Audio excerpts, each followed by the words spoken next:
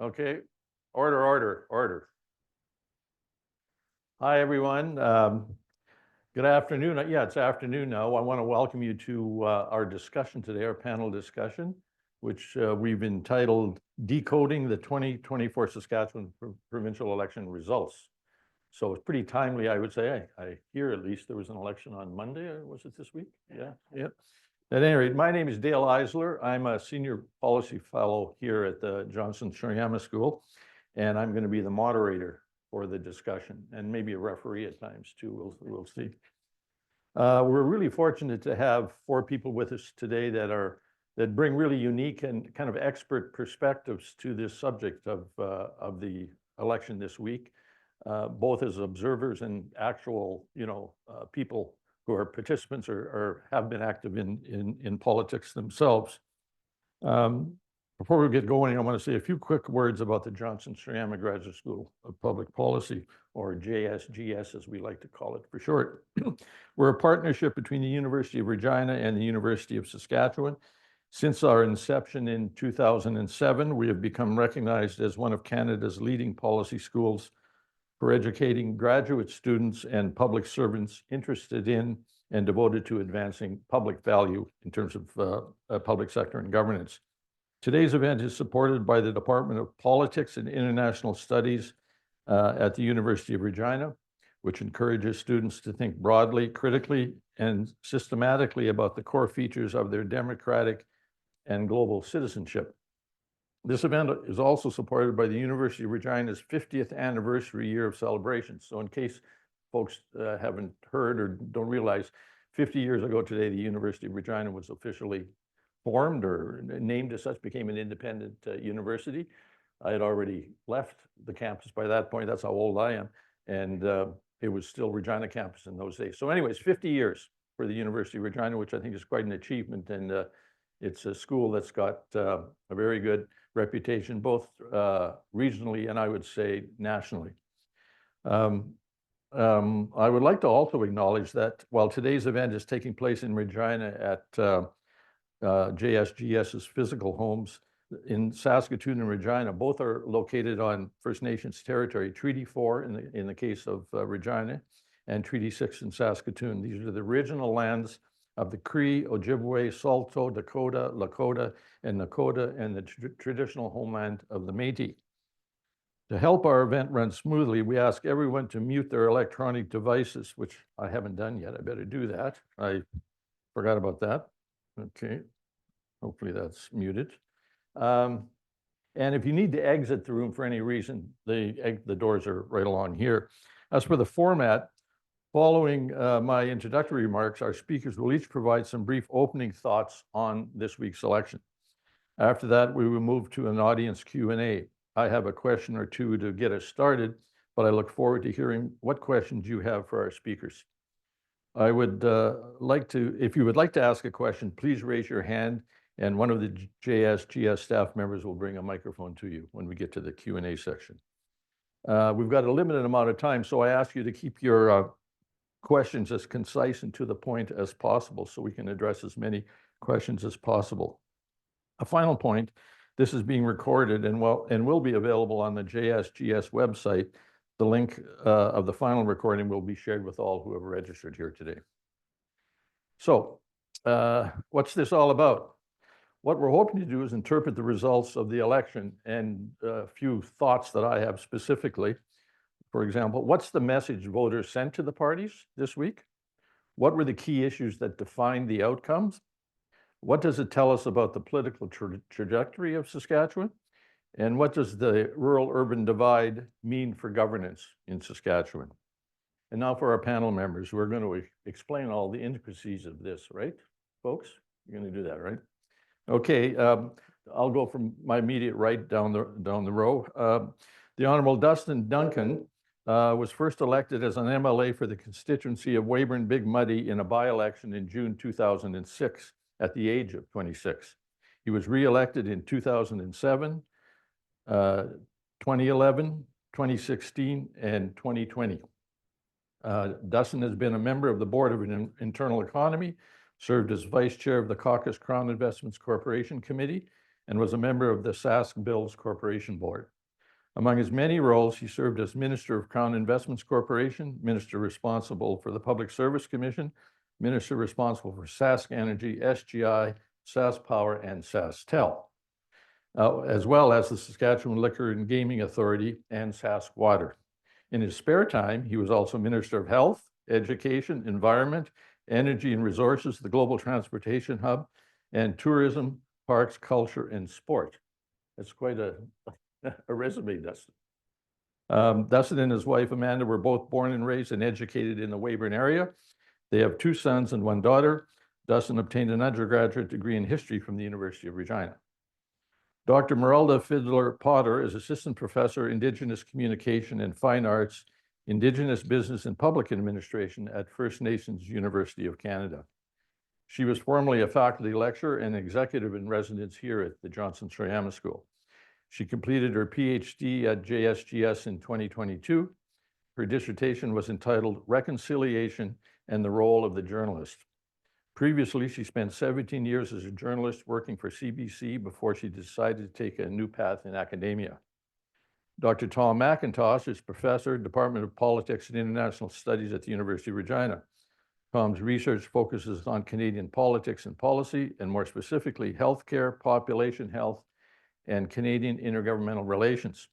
He has worked for governments at the local, provincial, and national level, including as the research coordinator for the Commission on the Future of Healthcare in Canada, who many of you will remember as the Romano Commission, released in 2002. He's the author or editor of 9 books, including The Governance of Healthcare in Canada and Redistributing Health. He teaches in the area of Canadian politics, health politics, political economy, Canadian public policy, and global health. Nicole Sarauer is the newly re-elected MLA for Regina Douglas Park. Nicole is a mom, lawyer, lover of live music, friend to many, and since 2016, MLA for Regina Douglas Park. After obtaining her law degree at the U of S, Nicole returned to her hometown of Regina and worked in private practice and at a provincial charity giving free legal representation to those unable to afford it. She continues to offer free legal aid through Pro Bono Law Saskatchewan and has also volunteered her time to the Regina Sexual Assault Center, Amnesty International, the YWCA, and the Catholic School Board, where she was trustee. She is the proud beneficiary of the CBC Metro's Future 40 and the Saskatchewan Young Professional and Entrepreneurs of the Year Award. But she's even more proud to be the mother of her 2 children and married to her husband, Jared. So with that, maybe I'll turn it over, and Dustin, you can start with giving us a few minutes of your thoughts of the election, and then we'll go from there. Yeah, thanks Dale, and pleasure to be here. I wasn't a candidate in this last election, and so I got to spend the last 28 days or so kind of watching it from the outside and not having any reason to sweat other than, or have sleepless nights other than, I guess, the night before the election where things really got real, but this has given me a reason to sweat again. So a little bit nervous to be here, but pleasure to be here. You know, I think when we talked yesterday in kind of the kind of pre-meeting, you know, I think if I look at this election kind of from a Saskatchewan Party's perspective, and to me, what are the highs and what are the lows of the election? I think certainly, obviously, for the Saskatchewan Party, being reelected is the high. That's what every party is running in an election for.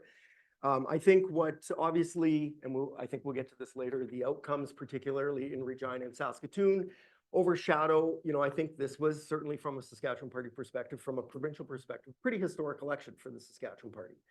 5th consecutive government, which hasn't been done since Tommy Douglas, Woodrow Lloyd back in 1944 to 64. And, you know, I think one of the differences, though, from that time is that this is the 5th consecutive election that the Saskatchewan Party has received more than 50% of the popular vote. People don't, I think, know that while Douglas and Lloyd did the same thing, 44 to 64, they only got 50% of the vote or more in 2 of 5 elections, including in the last election, 1960, they only received 40% of the popular vote. So from that perspective, this is a significant historical election for the Saskatchewan Party. And I think it's significant for a couple of reasons. I think one, it's unheard of in modern, we don't really see this in modern times anymore. Political lives of governments lasting this long. When you look at the other 9 provincial governments that are currently elected, they have been elected for a total of 36 years. You take all the 9 other provincial governments, add up how long they've been in office currently, and it's 36 years. So for the Saskatchewan Party to be still here 17 years later in government is significant for that reason. And I think the other part too, and I think there's a debate about, was this a change election or not a change election? And I certainly have views on that. I think it's, we'll look back in 2024 and see a lot of elections provincially, nationally, kind of across the democratic world. And I think very few governments will be re-elected in this environment with the support that the Saskatchewan Party has received. We've already seen New Brunswick lost, and lost bigger than was expected. I've, talked to some of my political counterparts in New Brunswick who they were expecting that their government was going to lose, but not by as much as they did. Obviously, Manitoba changed a government. British Columbia came very close to changing a government. And so this has not been a very friendly environment, politically speaking, for incumbent governments. We've had the COVID pandemic a couple of years ago, very hard on all governments of all political stripes. You add in high inflation, people renewing mortgages at higher interest rates. The electorate is in a grumpy mood. And so, I think from that perspective, the Saskatchewan Party getting 53% of the popular vote is quite a significant achievement.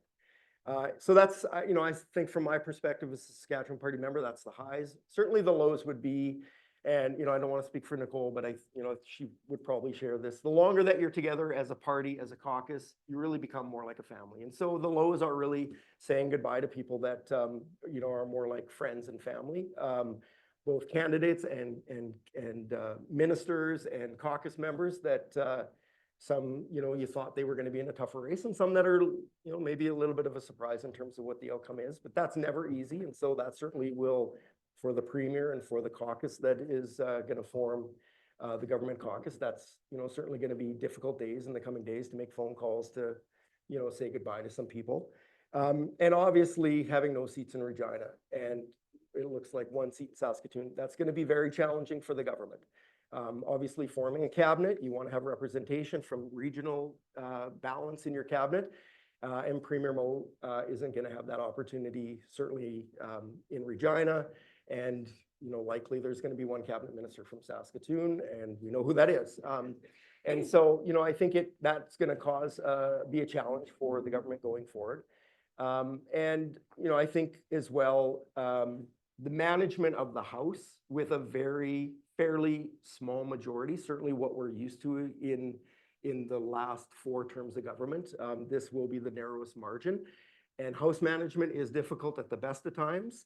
The NDP are very good at, getting, their point across in the legislature when they only had 14, a smaller number of caucus members.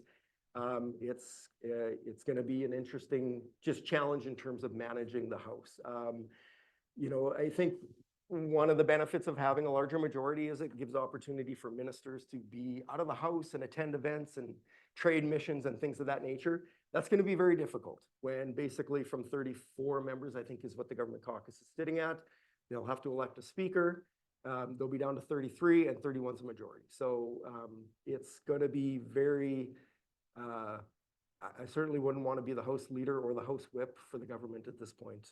It's going to be very challenging. So, I would say from my perspective, those are some of the highs and some of the lows from the election and the outcome. Good. Thanks, Dustin. Merelda? Yeah, I mean, I have spent the better part of 2 decades covering elections for media outlets. So I don't have the same kind of stress that you guys have as you're running campaigns. We follow you guys around and chat with you, and we kind of look at that. This election, I think we're really sort of trying to figure out what it's going to take to get Saskatchewan people back out to the polls in numbers that I think are appropriate for elections in this province. I think we're running somewhere between 53 and 56% maybe for this election, maybe a bit more. Yeah, so 55% is not a great number of voters for a province this size. I think it says that even if people are uncomfortable maybe they're not uncomfortable enough to actually vote. And that's, I think, a fair statement about voters when we think about what it takes to get people back out there. In terms of, covering elections and the kinds of information we need out there, I think what we've seen this election that we haven't seen previously, and definitely covering elections through COVID was not a good time. But there's a far smaller media core. That means that discussing issues, talking to different candidates, and particularly getting out into the rural areas is just not happening. So you really don't have a barometer for, is there an urban-rural split, unless you're somehow connected to them, and getting media out there when you have had, a 75% shrinkage in terms of the size of the actual media is fairly significant. So I think that's going to be a big thing. I think politically, when we think about this province, maybe we have to actually appreciate that we can actually run as many candidates as we do, because if you have that level of, almost non-participation, but you still have this many active candidates, that's something that I think we can really look to. And then finally, I'm just going to say hi to all my students who are online. Technically, I'm supposed to be teaching, so now you guys are all helping me teach my class. And you guys all have an assignment, so make sure you're listening up. But overall, I would say the biggest concern that we have maybe is less so, and I speak as somebody who's completely outside of political spheres, obviously, but is really getting people out there. And if we can't do that, I'm not really sure how we shape policy that people actually want. Thanks, Merelda. Tom? Well, the first thing I want to know is, does this count towards my course? I get to drop a course, do I?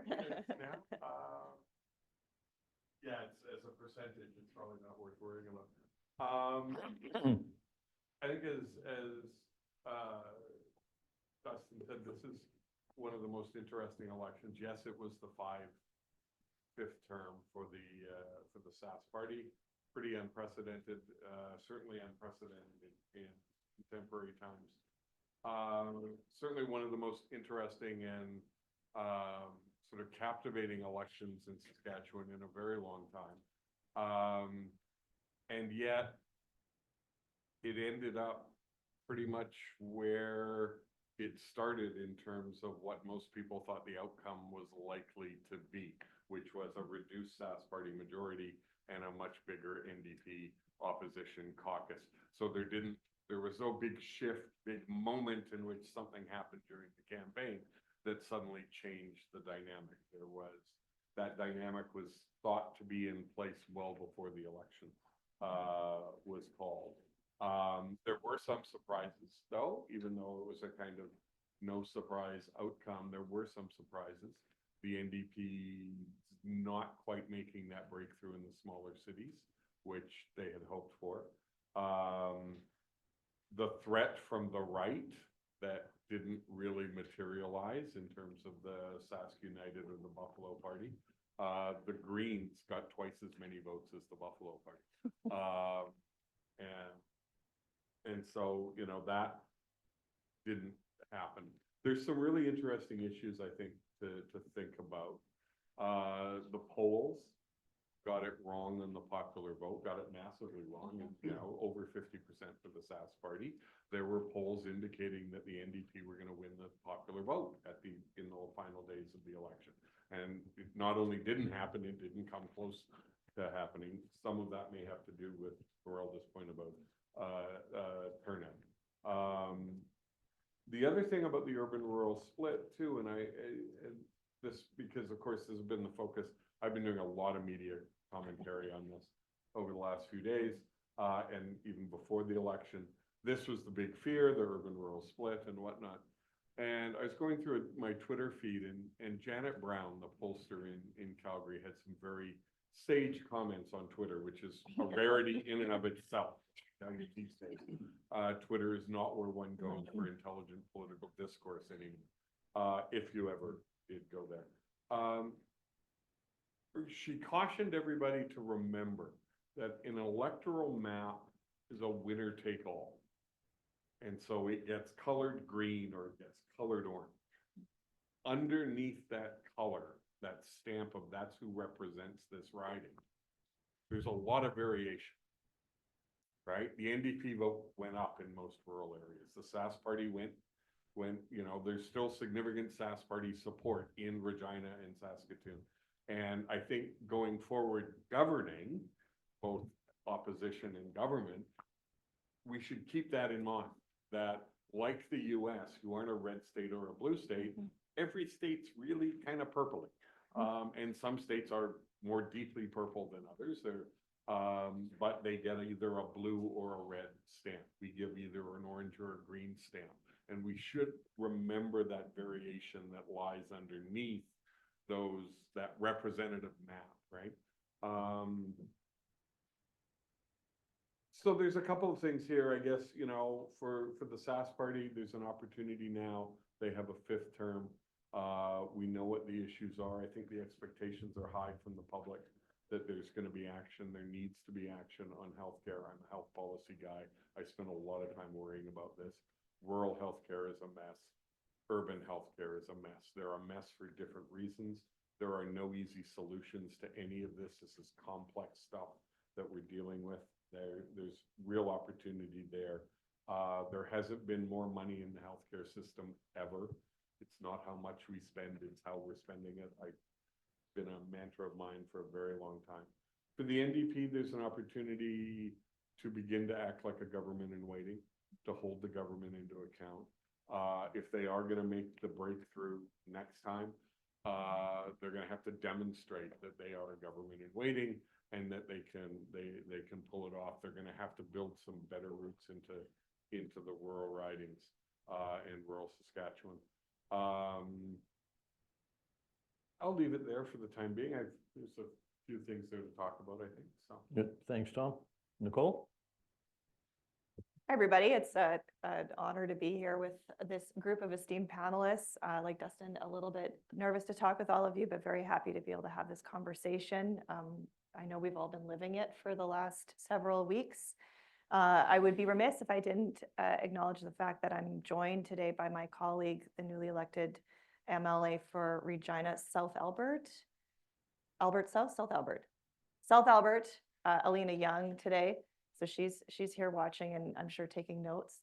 Highs and lows for the campaign. You know, this is my 3rd campaign I've been involved in as an MLA, the 3rd time I've been lucky enough to be reelected. I've been through a lot rougher campaigns than this one, to say the least, a lot rougher outcomes. The highs here for us would be the result. Of course, the low is also the result, which is kind of strange in our world. I know that we have now doubled our seat count, which is unprecedented for us in recent history. But of course, the goal is always to form government, as Dustin had said. And so I know Carla expressed that a bit in her speech that night. We always have the goal of forming government because we know that's how we can affect the most change. So now that the dust is settled with that original disappointment, we can focus on the high, which is also the result. I think I think it can be easily forgotten where we started at the start of the writ, where polls, for whatever polls are worth, had us at less than a 1% chance of forming government, and it got up to about 50-50 on election day. We came in with a leader who had only become our leader 2 years prior to that. She was very much an unknown presence in the province. There were still a lot of people who didn't know who Carla Beck was, especially those outside of Regina. And she was new to the role. So we had a leader who needed to grow, and we had a very small team, and our odds were very much stacked against us. So we're very happy with the result. It means, as Dustin had said, more people, more MLAs, the ability to represent more effectively. We can be out in the community way more than we could before, and we can expand our reach now, even though we don't represent the rural parts of Saskatchewan other than the north. we have the manpower to be able to go out there and do the outreach that we know from the result that we need to continue to do a better job of. We also have now the ability, I don't know if everybody knows, but the amount of caucus resources we have is directly tied to how many MLAs are represented. So we were always under-resourced on the staff side and under-resourced on the party side because of the fundraising differentials. So we have more people who can do the work, so we can be a stronger opposition. So those are huge highs. Throughout the course of the campaign, we were very proud of the campaign that we ran. We stayed very much on message, which cannot always be the easiest thing to do with 61 individuals fighting for their lives to win their seats. But we were able to do that, focus on the issues that we were hearing mattered the most: cost of living, healthcare, education, and public safety. And even through the course of some wedge politics, which I would consider a low during the campaign, we were able to stay on message and continue through to the elections. So there's a lot to talk about. I'll maybe leave it at that, but those are my initial thoughts on highs and lows. Okay, thanks very much, Nicole, and all our panelists. That's a lot of food for thought there. And I got a couple of ideas that I might just toss out, but we'll certainly get to audience questions quickly, but maybe just to get things going. The one thing that struck me about this campaign was the lack of really sort of big defining issues between the parties. Like it was a campaign kind of fought on the margin, sort of like distinctions without a difference. On sort of tax cuts, both parties were offering tax cuts, not exactly the same, but similar. And both talked about healthcare and the importance of healthcare and education. And then it was sort of the quantity of spending they're going to do in those different areas and what they might focus on. I mean, those are all important issues. But I'm old enough to remember when politics in this province was really about big ideas and defining issues like public ownership of resources, for example, right? The role of government in resource development or not, whether or not it should be left more to the private sector. I mean, these are really issues that differentiated the parties, and we don't have that anymore. So it sort of, I came away with sort of the conclusion that the center of politics has moved to the right in Saskatchewan, and people are kind of fighting in that general area. And that's not to say there aren't differences in sort of the policies, but not major differences. So I'd be interested in thoughts on that. And the other one is sort of to Tom's point about the rural-urban divide, that I think we have to be cautious, as he said, about, I mean, certainly there's an urban-rural divide in terms of representation, but if you look at the cities, for example, there are 9 seats that could be affected by vote by mail. 8 of those are in Regina and Saskatoon. So in other words, they're very close races in those areas. Whereas the difference in rural Saskatchewan is still enormous. And the momentum the NDP had clearly in the cities stopped at the edges of the cities. Like I thought that, White City, Belgoni, that, which is suburban kind of areas would reflect that sentiment that we were seeing in the cities, and it stopped at the city boundary and did not penetrate rural Saskatchewan at all. So those are, I mean, big, interesting, I think, complex issues. And I don't know, maybe if the panelists want to sort of offer some thoughts on that stuff. Yeah, I'll maybe just start. I think that time for a change was very effective in the cities. Because I think people, particularly in Regina and Saskatoon, and to a lesser extent, PA and Moose Jaw, I think, frankly, if we do end up holding all 4, that'll be a surprise for us. I think Tim McLeod has, I think, solidified his hold on that seat, but the other Moose Jaw seat, I think that's a surprise, but also the margin of victory for the Saskatchewan Party in that seat. So I think PA and Moose Jaw, the time for change message obviously wasn't as effective in Regina and Saskatoon, because I think generally speaking, people in Regina and Saskatoon saw the NDP as a viable option for change. That did not resonate really outside of Regina and Saskatoon. I think that one of the takeaways for me for the election is that it's a big concern for the Saskatchewan Party government to not have seats in Regina and to likely only have one in Saskatoon. But I think they also have to remember that a lot of the seats that, you know, we need to win back in these cities, you know, we're talking about seats that we likely have lost by 50 votes, 100 votes, 200 votes, 300 votes. It's not really insurmountable. Where I think when you get outside of Regina, Saskatoon, Prince Albert, and Moose Jaw, I think the challenge that the NDP have is kind of expanding the brand outside of those communities, because it is a very narrow path in this current election map to win just with Regina, just with Saskatoon, Moose Jaw, the North, and Prince Albert. I think that's 32 seats in total, and it's 31 for a majority. So you got to run the table basically in 4 cities and the North just to form the barest majority of government. Whereas I look at, you know, like, and I'll speak just to my my former constituency, Weyburn-Big, now Weyburn-Big, terrible name change, never should have changed. Anyways, so Weyburn-Big, I mean, we're talking about the city of Weyburn and a surrounding rural area. Weyburn is about half the population. The surrounding rural area is about the other half of the population. I remember a time in 2003, I was a volunteer in that campaign for the Saskatchewan Party.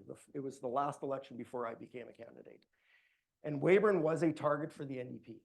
They put a bunch of resources in. I was working on election night in Weyburn. I was the guy writing up the numbers when the scrutineers were phoning in, and I'd get the piece of paper and write them on the big board. And it literally came down to, I was still writing, I'll never forget this, I was still writing numbers on the board when the NDP candidate came in to concede the election to the Saskatchewan Party MLA, because the NDP had so much resources on the ground. They knew before we did that they had lost the election. It came down to, I think, 365 votes. This election, the gap was 4,000.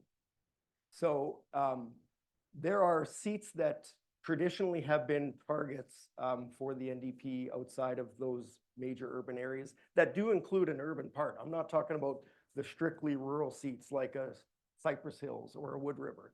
Like, there is a urban, what we would consider an urban component in the Humboldts and the Weyburns and Estevan and Swift Current, and I think the challenge, you know, I think the challenge in terms of the urban-rural divide, you know, that will be one of the messages coming out of this election. You know, how much of an urban-rural divide there is, and the map, as Tom has indicated, it's orange and it's green colors, but there's a lot under those layers. And I would just say, from the Saskatchewan Party perspective, the urban-rural divide is actually, you know, if I look at the numbers, I think it's actually less for us than really it is for the NDP. And I think that's going to be a challenge going forward, because if you look at some of those seats that I mentioned, it's 3,000 votes, it's 4,000 votes, it's 5,000 votes. It's not 50 votes and 100 votes and 200 votes. So, you know, for as discouraging, I think, for the government that it is in not having seats in Regina and only one in Saskatoon, I think it's a lot shorter climb to try to get back to seats that, frankly, up until 31 days ago, we held those seats and we won them as recently as 4 years ago. I think some of the seats that the NDP have a struggle in to form a sizable majority government are, in some cases, seats that they haven't won in 20 years. And I think that's a challenge. Maybe Nicole, your thoughts on this? Yeah, I would say I would agree with a chunk of the things that Dustin just said, for sure. Of course, there is the challenge of breaking out into the cities, and I don't think I'm giving away any state secrets to say that we were surprised too, the outcomes of PA and Moose Jaw. Maybe we weren't overly surprised about the seat count, but how the seat count fell together was a surprise, especially if you look at PA Northcourt. It was 4 years ago when we had that seat. To have lost that seat was, of course, a surprise to us. But breaking into first of all, but to Tom's point, as he had said earlier, there was growth within the NDP in nearly every single constituency in Saskatchewan. So there was what we see as a positive result to some of the work we had just been able to get started doing in terms of reaching out, in terms of being a presence. The Sask Party has done a very effective job of essentially wiping the NDP off the face of the map in Saskatchewan for quite a period of time, and have been able to sever us from our leaders multiple times, which puts us into a bit of frankly, a bit of an internal tailspin to get back on track and then be able to move forward. We're finally at an opportunity where we have a strong leader with a strong mandate from both the party and I would say the electorate to continue forward with the people who are able to do that work now. What the message I got back, and I think we got back as a team from the electorate in this result, is that we have more work to do. We have to be more present in more locations than just Regina and Saskatoon, but there is the opportunity to do that. Carla went out speaking about her focus this campaign, which was finding common ground and finding those things that we all can agree on are concerns, and no matter where you live in Saskatchewan. And those were what we were hearing on the doorsteps: healthcare, education, cost of living. And we laser focused on those things. So I think what you'll see moving forward, again, I don't think I'm giving away any state secrets, is us continuing to talk about those things, but being more present in locations where, frankly, people hadn't seen an NDP MLA for 15 years and sort of perceive us as these hippie urban boogeymen, which we aren't. So now that we have the people to be able to do that, I'm very excited to see what happens next. Maybe I could, Tom and Merelda could kind of Yeah. deal with this. On this one, I think, one of the things, and I think Dustin's right on this, the Sask Party has roots in every part of the province. The NDP lacks roots in anymore in rural Saskatchewan. They used to be there, right? They used to win many of those seats. It's been a long time since they've won them. And so, not to sort of offer unsolicited advice, it is about being present in rural Saskatchewan as a caucus, but it's also about finding rural candidates who have good standing in their rural communities. You need the mayor of whatever, or the reeve, or the councillor, or whatever, to be willing to fly the NDP flag. Your presence there is important, but it's got to also come. You got to reattach those roots in the party, and that's something that the Sask Party has done remarkably successfully for a long period of time. I do want to go back though quickly, because I don't want to lose this thought about. You're right about the big issues. It was debates on the margin. Everybody agreed what the big issues were. They were healthcare, education, affordability.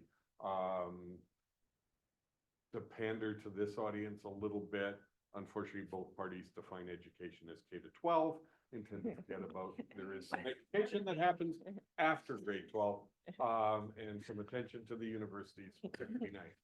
End of advertisement for the University of Regina, Saskatchewan. If you want a big vision, if you want a big thing, I don't think you have to look much further than healthcare, because I think healthcare is in such a state that unless we reinvent it, we are on the cusp of losing publicly administered healthcare. And I don't say that as an alarmist. I say that as somebody who spent 25 years in this province watching this system. The level of confidence in the system is declining, and that confidence is declining within the system as well, from the doctors, the nurses, and all of the people who work in it. And so you want a big issue to define people. Tell us how you're going to reinvent public health. Yeah, Merelda, before we go to Merelda, if I could, just on healthcare, it's a very good point. And that is a huge issue, and nobody's tackling it, right? I mean, both parties, and I think the NDP was saying, we're going to put more money in. I think was it 4 billion over 4 years, or what? I forget what the numbers were. And Tom, as you said, money isn't the solution here, right? Reform is the solution, yet nobody proposes it. Nobody put that in front of the public. And it's puzzling where you have such a big issue and nobody's got an answer for it, other than, well, we're going to spend more, when that's not going to solve the problem. Merelda. Yeah, I mean, we could talk about healthcare as a major issue. And I think we were talking about this, we've all had family members in the last like 4 years maybe who have passed away, who have waited for surgeries that have led them to impossible situations where they almost died. We're all kind of in that situation. I think when we're talking about decoding what all of these things mean, people love to kind of sort of bring up the numbers, right? Like we have this much of this vote and that much of this vote and these much of these things. What people in this election really said was, well, half of them said, we don't actually care enough to vote, or we don't feel like it's going to matter.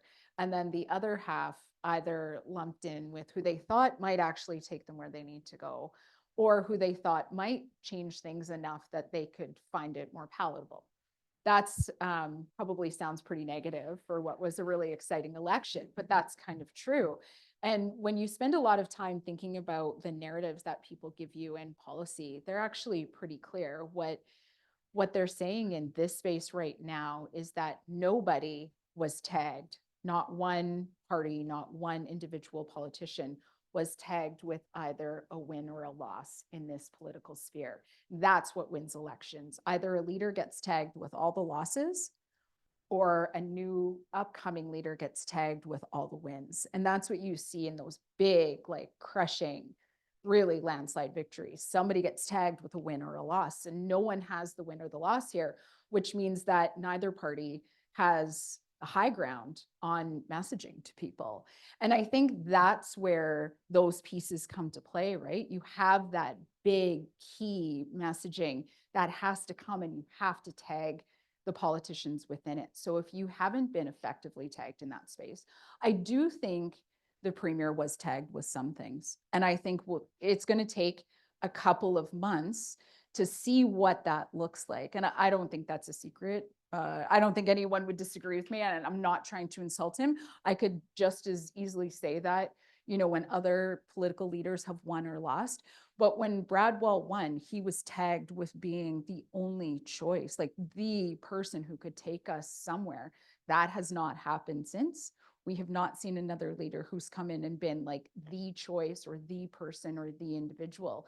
And so that kind of messaging within that, you need to have, first of all, a great plan for healthcare, but then you've got to attach that messaging to the people that you're running. And that's what we see. I do this fun exercise with students in my classes where I tell them to take something that's actually been successful and go back and re-engineer it for the comms that it needed to get to that point. Mm-hmm. And that's when they start to think in how those stories take place, because that storying, that messaging, that connection, like it all needs to happen at once. Maybe one more question, and then we'll go to the audience. And back to the sort of the rural issue, right, and the NDP in rural Saskatchewan. I quite frankly, sort of when I looked at platforms and watched the campaign unfold, first of all, I couldn't find a sort of an agricultural policy or platform for the NDP. Anything that they were, talking about with any specificity, that's the word. It was sort of, I got the feeling like the NDP was kind of just abandoning rural Saskatchewan in this campaign, and the focus was very urban. Now I know I assume the argument is you're talking about issues that matter to everybody, whether you're rural or urban, but that obviously didn't work because rural Saskatchewan wasn't motivated by that. So I guess the challenge I would think for the NDP is, what do you do to sort of connect to rural Saskatchewan and present a kind of vision for rural Saskatchewan that is relevant, that people can, because the NDP back, 20, 30 years ago had a huge presence in rural Saskatchewan and was seen as, very much reflecting rural Saskatchewan, and that's completely gone. And would you agree, Nicole, that that is a big challenge for the party?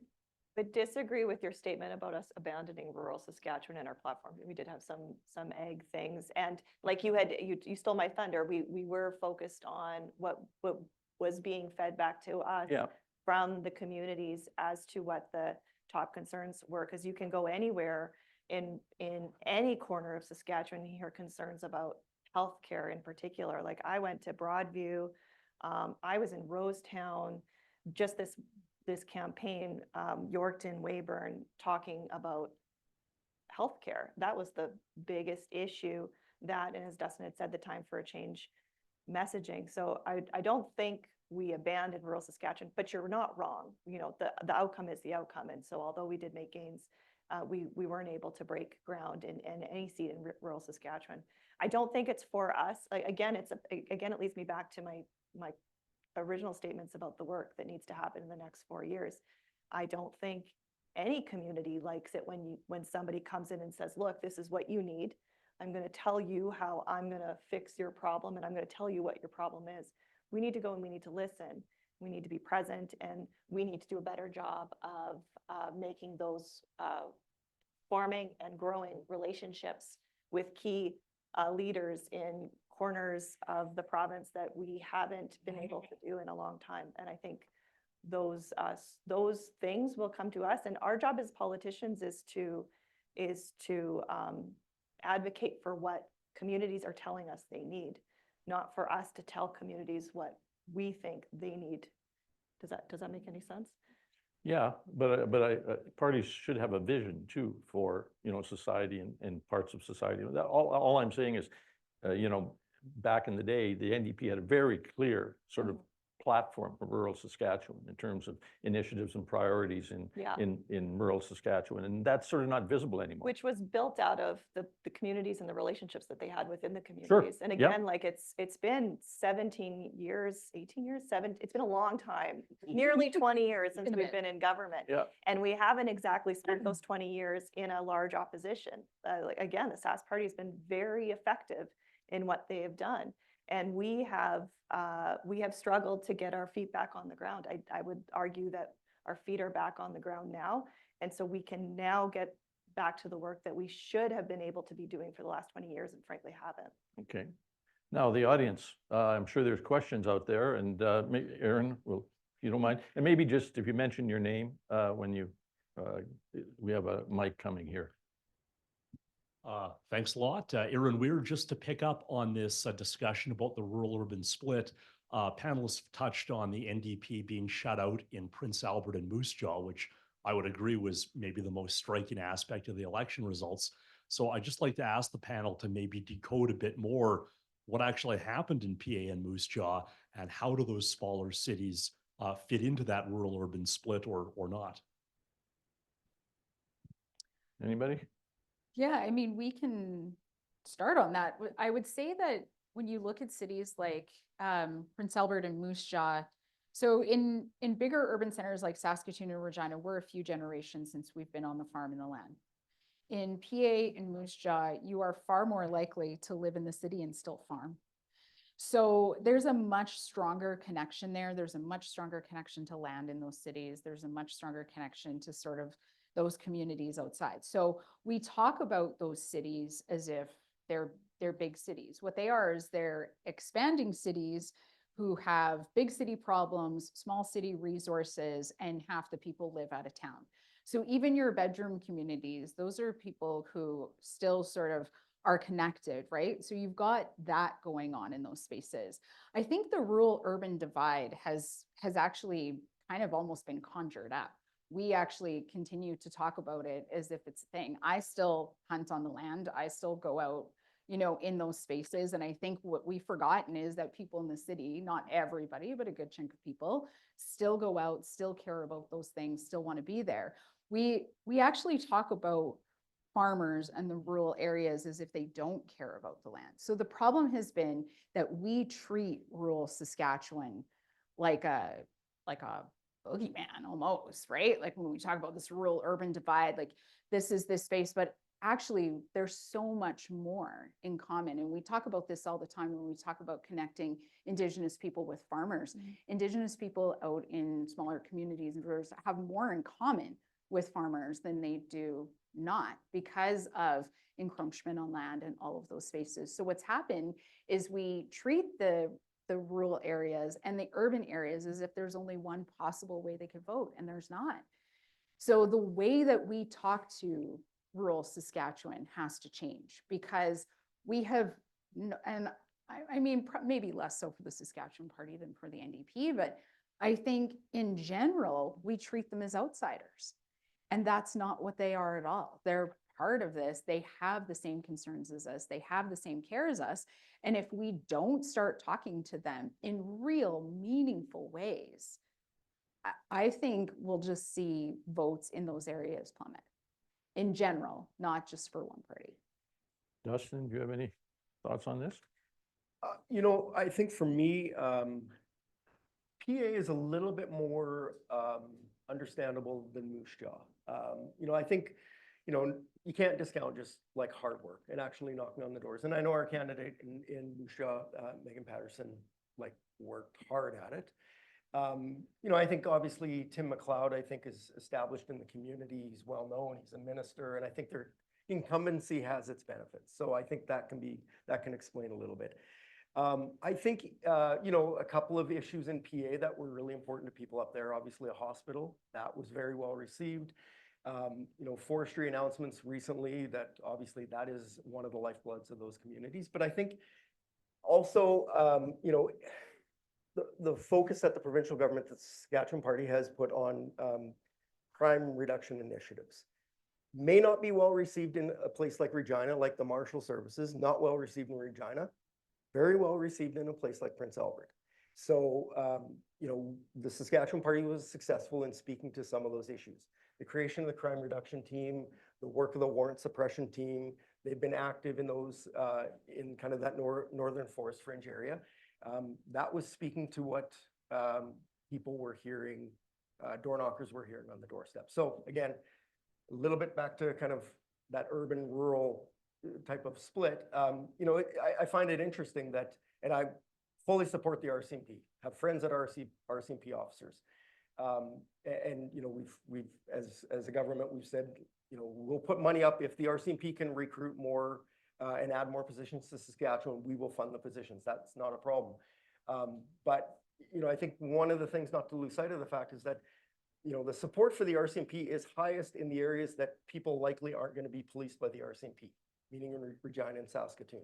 Areas that are policed by the RCMP, generally the support is lower because of issues that are, you know, are long-standing issues. Being able to recruit into rural positions. There's lots of rural positions in the RCMP that, you know, officers are on mat leave or they just have a hard time filling those positions. And so an issue like, or an initiative like the Marshal Services might not be popular in places that it actually isn't there to serve, but it is popular in areas that it's actually intended for. Okay, fellow right here. Hello. So Premier Mo said on election night that, you know, a message was sent. How does the Sask Party reflect on that message through their policies, especially when some of the topics that were raised are in some ways divisive? Yeah, you know, it's a good question. You know, I've had an opportunity to talk to the Premier, and he's taking some time to kind of reflect on what the results mean. Keeping in mind that the Saskatchewan Party still won 53% of the vote. So it's not like they, you know, in every way need to turn themselves into the NDP, because that's not what made them successful to begin with. But I think, you know, obviously there is some reflection going on about the campaign. You know, I don't think I'm telling a secret. Well, I am actually, but the government's new, the new government caucus that was elected, they're having their first meeting today. And so they're gonna, you know, I think it's gonna be a pretty lengthy meeting and kind of dive into what worked, what didn't work, and how going forward they can reflect what, you know, I think the Premier indicated on election night. Okay, Jim, over here. Yeah.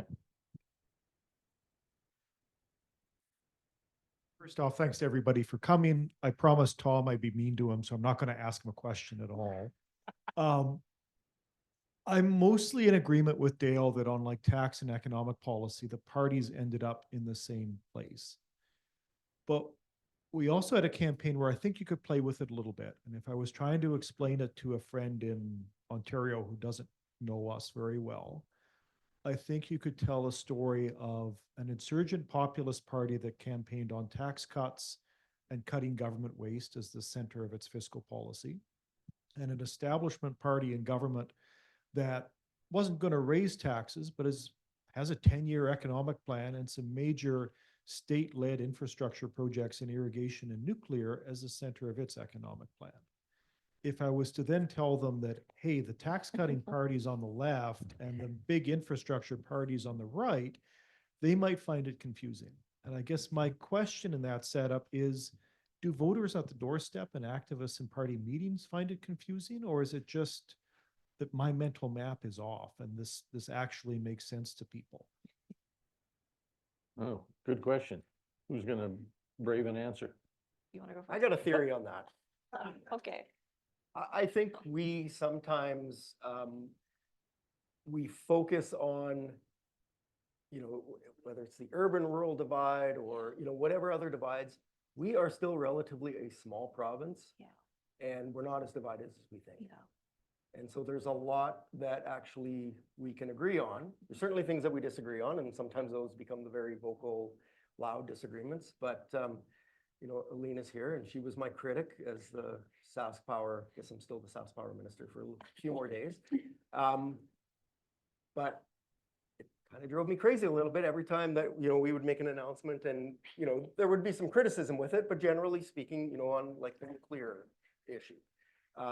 You know, there's just not that many kind of issues anymore.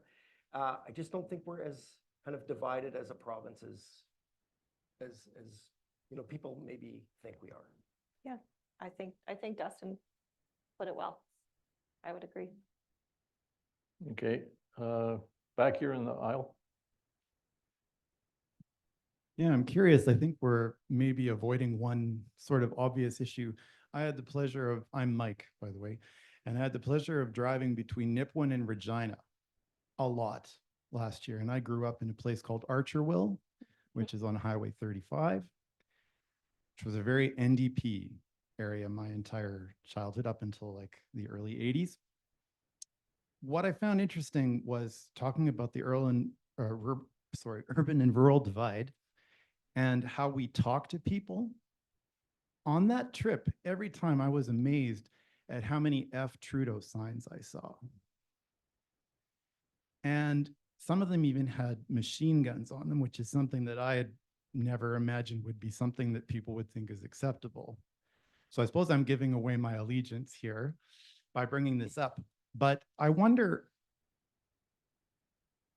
in a way, if we're not speaking to the rural communities when we talk against Trudeau and we talk against federalism as a talking point in an election, if we're not actually talking down to them as well, by assuming that those kind of issues are going to be the reason that they define themselves as people from Saskatchewan. Just curious, anyone would like to speak to that? Because I think the end of the election certainly went in that direction. If I could just add something, then the panel can talk. I was sort of struck, now maybe I missed it, but I thought that the sort of the Trudeau shadow was going to be central in this campaign, and it really wasn't. You know, I didn't hear a lot, certainly from the Saskatchewan Party, you know, attaching Trudeau to the NDP and whatnot, which has been sort of driving the critique. Well, certainly not. Oh, well, yeah, maybe on social media, which I don't go on, but yeah. I'm thinking about once the federal election is done, because that's going to happen quickly, and I think we all know the outcome of that. But you're not wrong. I think that's permeated provincial politics for the last multiple years, but especially in the last 4. And that division is very, very strong in Saskatchewan. Poilievre polls extremely high in this province, and the Sask Party have done a very effective job. I know this to be the case because I heard it in Douglas Park in a very good riding, that in tying us to our federal NDP counterparts, and then by extension to the Trudeau Liberals, as they're often described. And that is very difficult for us to break against, especially in rural Saskatchewan where the division is felt even stronger. But I think that dislike and the distrust for our federal government right now is not exclusive to rural Saskatchewan.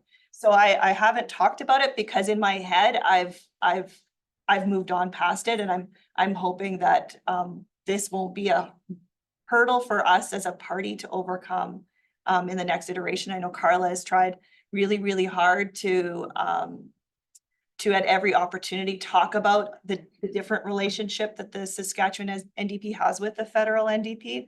And I do think that we're moving into a new era, but you're right. And it is a factor. I do think it played a very big factor in this election. So, you know, we have all of these other things that are going against us as a provincial party. Like I said before, we started off a very, very small opposition with a less than 1% chance of forming government, which I think differentiates our success from the successes we've seen in other jurisdictions. And in addition to that, we have this, that the SAS party, and in particular, the Premier has focused a lot of energy on communicating to our party's detriment. My family has a cabinet kip, so I know Archibald very well. On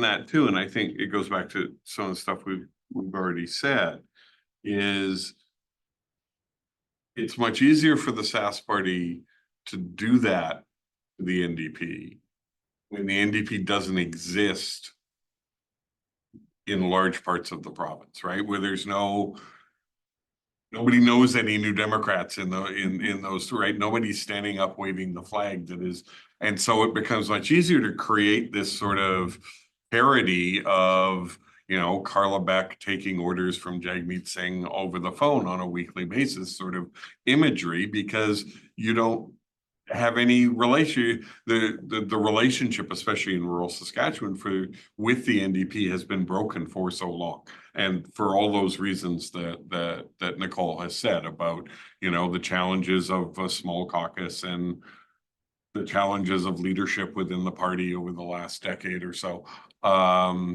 There is an opportunity now to begin to change that, and just to stray into other areas. I would not be surprised in the next few years to see a movement out of Western Canada to actually begin the formal breakup of that federal relationship. And I suspect it'll be, if it's led by anybody, it'll be led by the Alberta NDP. And I think quietly other Western and New Democratic parties are going to think seriously about it. Sorry, Dale. Yeah. So I'm gonna step out on a ledge a little bit because I like to look on the edge, you know, so it's fun out there. I think what we're all really talking about is this idea of who the voter is in this province, and who's Saskatchewan and who's not, and who belongs here and who doesn't, and where our space is. And so I think about this from a lot of different perspectives, and one of them is a very Indigenous perspective, where Saskatchewan is a place where we welcome people in. And I've always believed that. I grew up in a town, I mean, they say it every time I'm doing election coverage, but I grew up in Meadow Lake, Saskatchewan. I think it was a very welcoming, open place. I think it started, if there's a wedge anywhere, it's the idea that Saskatchewan is changing and people are afraid of that change. And so how we address that as, and I mean, I would throw that out to all political parties, not any one political person. There's no, as everyone knows, I stay pretty comfortably in my journalism-y policy type geeky professor space now, and always have. But I think that is part of it. And it's so dangerous because we see that in whether or not people are willing to vote. Because if you don't feel like there's anyone there who really represents that you probably won't go to the polls, and you have to do that. And the only way to kind of like sweep out into other areas is to start to ask yourself, do I actually, because you said it's actually a purple, it's not red or blue, there's purple in there, right? So the question in this in this next 4 years is how those who are elected are going to actually represent all of those people, because the groundswell, if it comes in any of this, is going to be to ask ourselves fundamentally who we are as people in Saskatchewan and what we really care about. And do we care about making sure that every community succeeds and goes forward, and that we are sort of working with people. Danette would know this, but at First Nations University, where we have a lot of Indigenous and non-Indigenous students, there's this really unique space where we create a community and a place where we care about everybody getting past that next finish line, getting past that next point, to the point where we knock on doors to find scholarships or fund them or find them places to live or do the things that we have to do. I fundamentally believe that every single person in Saskatchewan is that person. And I don't think politically we've tapped into that kind of care and change. I did in this election love the fact that there wasn't as much kind of attack back and forth, because we just don't have time for it anymore. We have all these other problems, 99 of them, and we just don't have time to snipe at each other. But that at the heart of all of that is who we are mentally as Saskatchewan people. And if we don't get into that again, it will be very divisive. I have all kinds of thoughts about, Trudeau's Liberals and the government and the feds and all of those things. But the simple fact is that is the government currently. If it becomes Polyev, that will still be a group that we have to work with. But here in this province, I think we've got to start reminding people what we can do and the responsibility that we have to one another. And that was missing here, and it shouldn't be missing in our politics, and it shouldn't be missing in any of our other sort of social and professional spaces. Just on the, I'll come to you in a sec, the whole issue of voter turnout, and it's, I think it's at almost 56% with the vote by mail one, which is up 4% from 2020. Why people, what do we have to do to motivate people? We've got 7 political registered parties in the province that are all on the ballot. And yet we seem to think there's a big segment of the population that doesn't feel they're represented. And I get that, but I don't understand it. Like, how do you define that big portion of the population that's not represented? What is it that's not being represented? I don't think it's the lack of a political party that they're bemoaning. I think it's politics more generally than that. I used to do a little exercise when I was first a teaching assistant decades ago, where we would throw out to my seminar students, if voting mattered, they wouldn't let us, and just see how they'd react. 35 years ago, when I started this gig, students got outraged. Of course it mattered, of course it mattered. And it was important that, and they just came at me. I don't do that anymore, because I know that a significant portion of the students would go, yeah, you're right. If it really mattered, they wouldn't let us.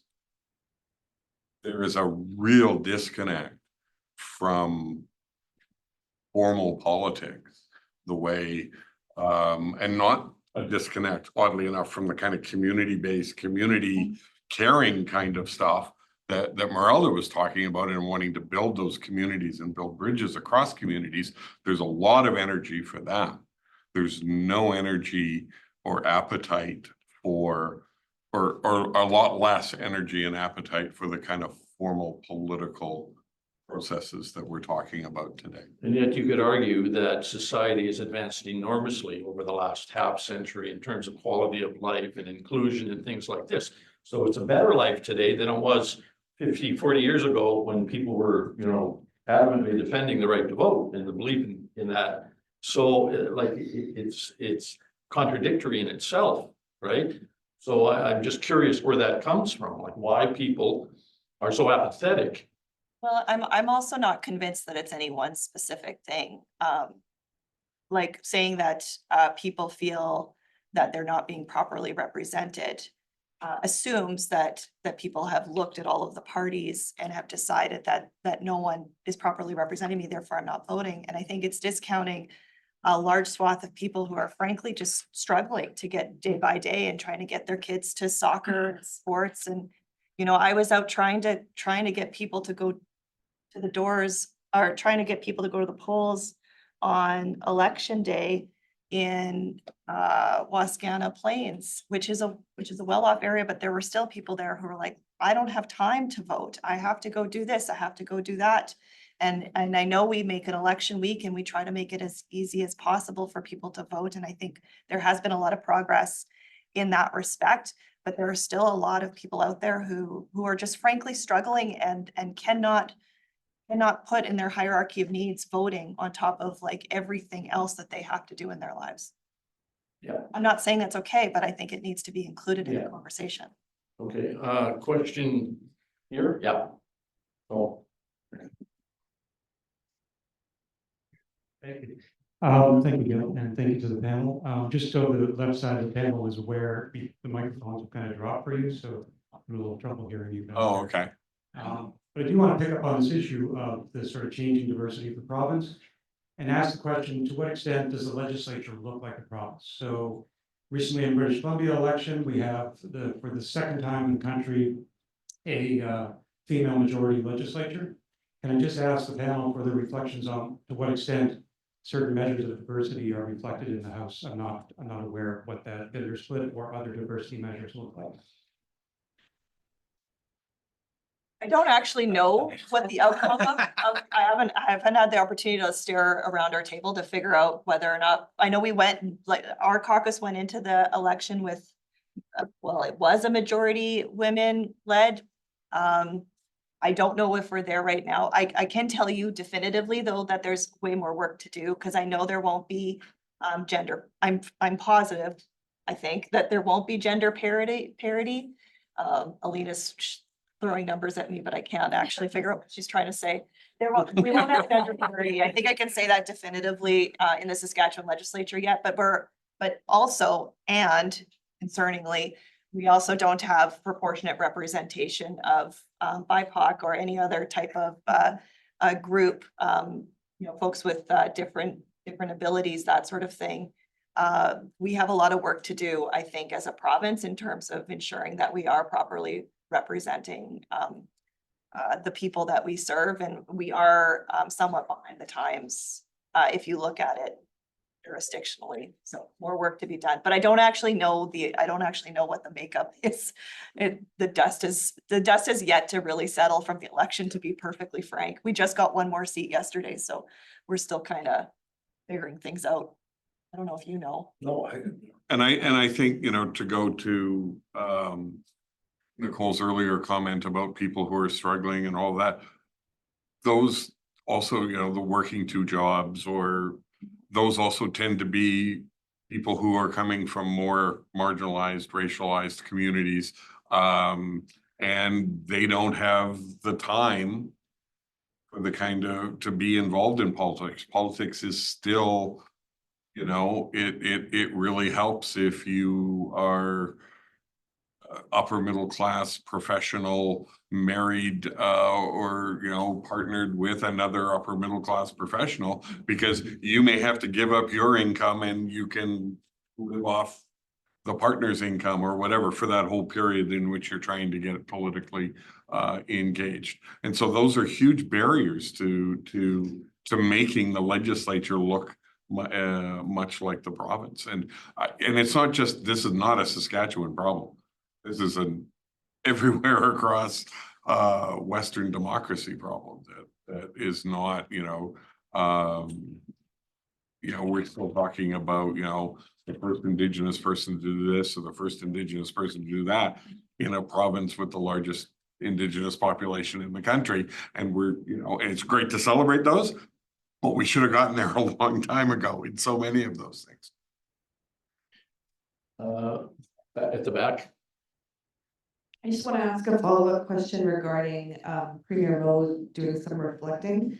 When Brad Wall won in 2007 and did his Hope and Fear speech, I felt hopeful. And now I feel fearful, especially as it pertains to policies for trans kids in this province. And so something that was so important to become the first thing that they do, but wasn't in their policy package or really covered prior to that, I'm concerned to what extent he might find some reflections on that topic in particular. And I'd be curious to know what your thoughts on that. Yeah, I think, I mean, I can't speak for him, but I think that's, you know, I think that's certainly what he's gonna be reflecting on.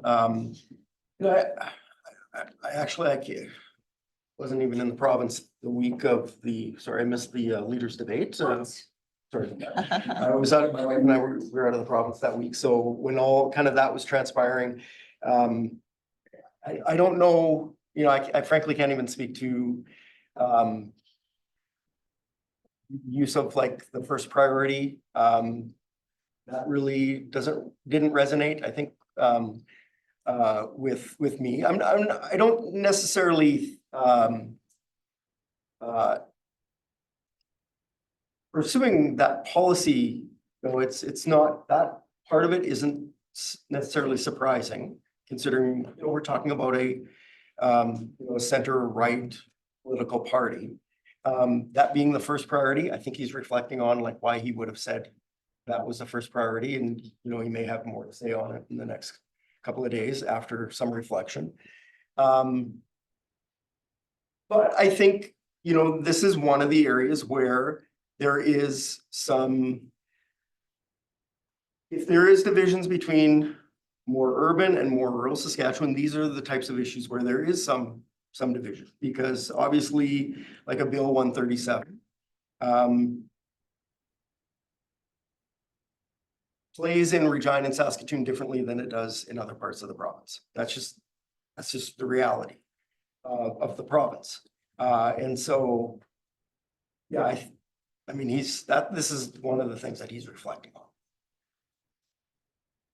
Nicole, did you see anything on the ground that had an effect when the premier said that in terms of the vote shift, or did you notice any kind of reaction?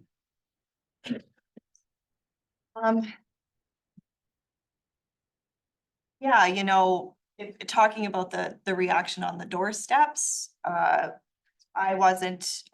didn't have the opportunity to door knock in rural Saskatchewan after that. So I can't speak to what Dustin is saying about how it plays out in other communities.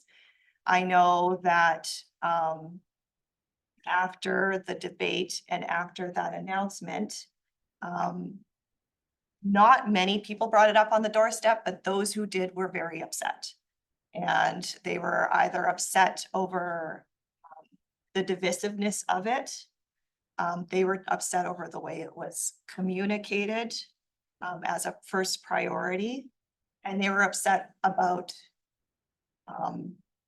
people that were involved in that situation and how that was used as a wedge during a political campaign. So those who talked about it negatively. I'm sure there were people who were happy about it, but I hope, I guess, as my unsolicited advice, that some of the reflection includes how we as leaders communicate and have these conversations, especially these it's very sensitive conversations, and especially when the lives of children are involved.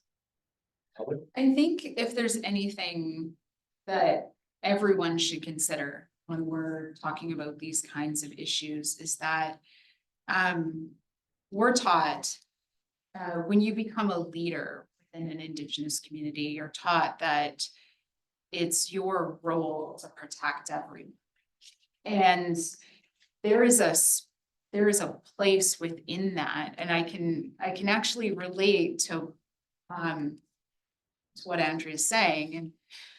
And I was kind of, when we had like the 200-year floods in this province, I had this glamorous job of going out and standing in places where I might get swept away, because it was a good time, right? Because it was flooding absolutely everywhere. And, you know, when we talk about like sort of Indigenous inclusion, in the middle of that, there were reserves that didn't have support. And jurisdictionally, we're not a provincial responsibility. And I remember sitting in the newsroom, like being quite fearful of these communities that were so close to water and were gonna get swept away. And at the time, the premier said, we're not gonna worry about jurisdiction. We're gonna get in there, we're gonna help people. And they moved gravel and they took supplies and they just helped people.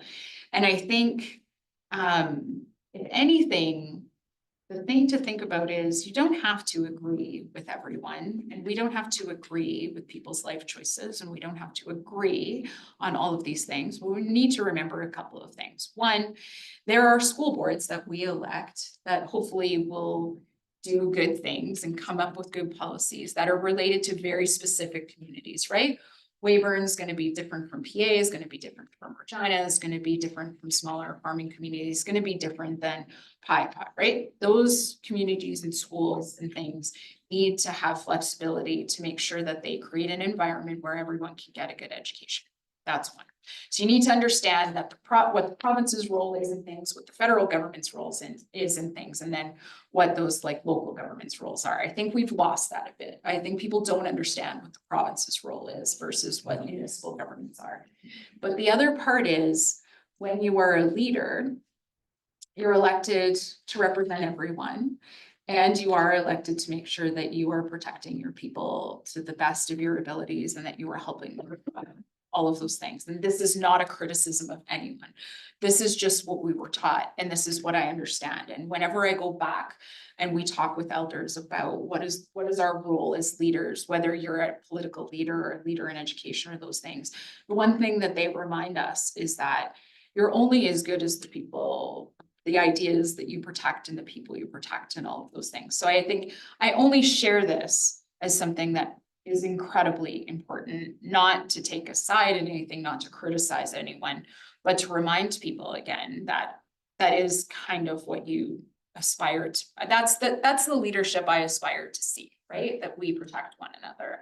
And that's our job because everybody elected you to do good things. And so just, focusing on doing good in the world is actually kind of what I would hope people aspire to.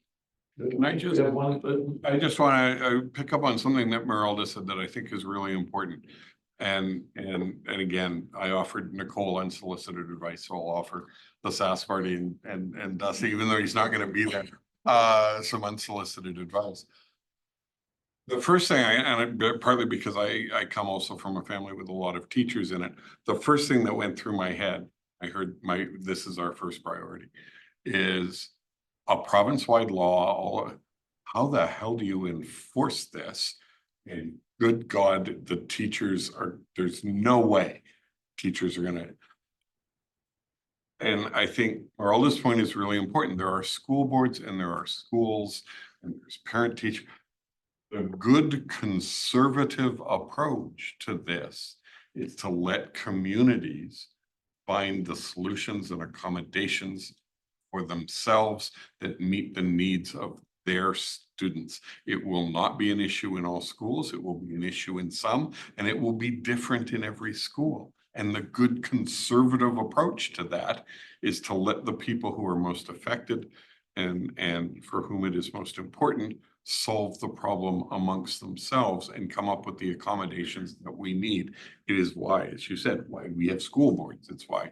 So yeah, I just think there's something, and we have lost a lot of that understanding about, and I see it all the time in healthcare. The federal government should do this, and it's like, you don't want the federal government running the healthcare system, please. They've done such a great job with Indigenous health for the last 100 years. So you don't want to, God, keep them out of there. Let them write checks. That's what they do well. Let us as provinces do that. And it's the same in the education. Let school boards be school. I think we have one last question. Yeah. People online. Okay. You have to excuse me because I just had some dental work done, so I hope I don't start slobbering and whatnot. I hope I'm able to get this question out properly. So the issue you just talked about, that doesn't affect us on reserve. So when you start talking, I'm going to glaze over. I'm going to go, okay, this is an issue for all of them. This doesn't affect me, right? So you need to get those issues that affect us as Indigenous people. You're not doing that. And if you wonder why we're not out there voting, it's because we don't see how your politics relates to us. And this is a prime example of the discussion item we just had here. So unreserved schools, they're not part of that concern and discuss. Those chiefs know what they're going to do in those schools. They made those decisions. PAGC is known to be always really, really Sask Party affiliated. And Prince Albert, we're wondering why these statistics are so different. Well, Prince Albert, highly PAGC, highly influential in that area. And Sask Party has always been really broad. NDP at one point was, and it depended who their leaders were, right? But when certain tribal chiefs get into power and they start to court certain parties, it makes a whole difference on that vote. And I think PA is a really good example of that. So NDP hasn't done enough there, right? So getting into those communities, getting to those politicians. What's happening today? Can anyone tell me what's happening in Indian country today? Cyan election. Yeah, FSI election. So we sit here and we say we don't part of that system, but we're using that system right now. Every single chief just came out of, I think I might be drilling, out of a polling station this morning, and they're counting the votes right now. So we use that system to our own benefit. When we elect our chiefs, we use that system. So I call bull crap on that one. And there's a lot of people out there who will say, who just got in Saskatchewan, Chief Cap, is that her name? April Chief Cap? That's a prime example. She had her, if you were to look at her votes, she had a lot of First Nation votes because it was out there. Vote for her. I know this isn't our system, but just this one time, you guys get out there and vote because we have a First Nation candidate. Made the total difference. Out of Pasqua, Chief Pian, he puts up a polling station. It'd be interesting to see those numbers. How many numbers did he get in comparison to other places? I voted, and I'm proud to say I voted. And I'll tell everybody I know, my students and everybody out there, get out there and vote. The problem is we were right up till today and even up tomorrow, all weekend, because we got the powwow now coming to celebrate whoever wins. We all know who's going to win. Anyway, that's another whole thing. We're sidetracked. So you're doing this election at the very same time. Provincial parties are doing their election at the very same time that we're doing ours. What's our priority? Ours. I'm not voting. I'm not out there voting, but I'm consumed by it in my mind, in my brain. That's all I'm thinking about. I'm going, okay, when's this coming in, right? And I actually know what the results will probably likely be. So I'm not as excited as normally would be, but it's a matter of taking more effort. It's really easy for political parties to say, oh, well, we can't grab that cohort because they just say it's not their way. How's it not our way when we just finished going through that process this morning? Entirely. In fact, I heard one of the candidates talk about the opposition in some speech he was making. He talked about the opposition in First Nations politics. We don't use that kind of language. That's not the kind of language we generally use. So we have our own leaders, but you probably know who I'm talking about. We have our own leaders buying into this process and this idea. You see why I didn't need the mic, right?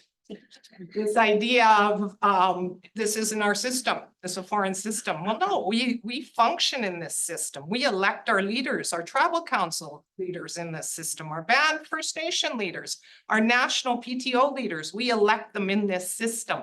It's a closed door. Do I understand? You didn't vote in the provincial elections at all? Oh, absolutely, I voted in. Oh, you did. Absolutely. No, I didn't vote in, but First Nations, First I'm a Nation. chief or a delegate. Yeah, see, that's what I don't. Which way I'd vote. I get the jurisdictional issue on Indigenous in the province plays a minor role there, except for off-reserve Indigenous people who live in the cities. And why they not motivated, like the turnout is so low for Indigenous people. I mean, provincial politics affects them just as it does everybody else. Absolutely. And that's, let's stop there because it is totally, you would see, I'm an urban First Nation and I was consumed by that election that's going on today.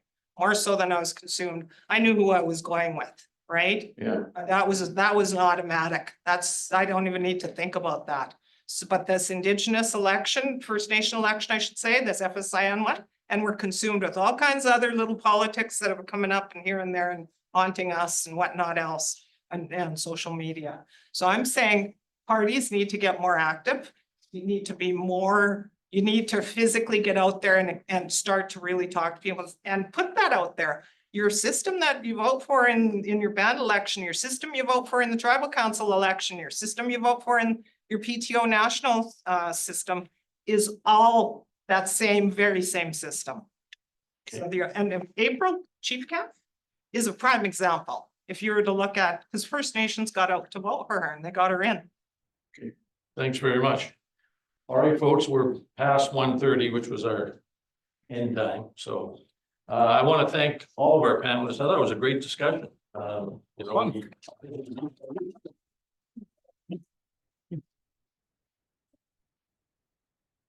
And as mentioned at the start, this is going to be, because it's recorded, it's going to be on the web, on the Johnson Shama website, correct? Yeah. How soon would it be up? Tomorrow? I'll send an email to register. You'll send an email to everybody? Okay. Yes, we got your emails. Okay, well anyways, thanks again, all. And one last thing, maybe we talk about our sort of issues in Saskatchewan and our differences and, political conflict and whatever it is. But what's going on in the United States kind of puts us in context here in terms of how minor our issues in relative terms to what we're seeing unfolding in the United States and what effect next week could have on Canada and on us. Like, in some ways, it's unimaginable. So if nothing else, we can, I think, take some comfort in our process here and our ability to sort of mediate these issues and talk about them. And yeah, we'll have our differences, but at the end of the day, we can at least govern ourselves in somewhat tranquility. Anyways, thanks again.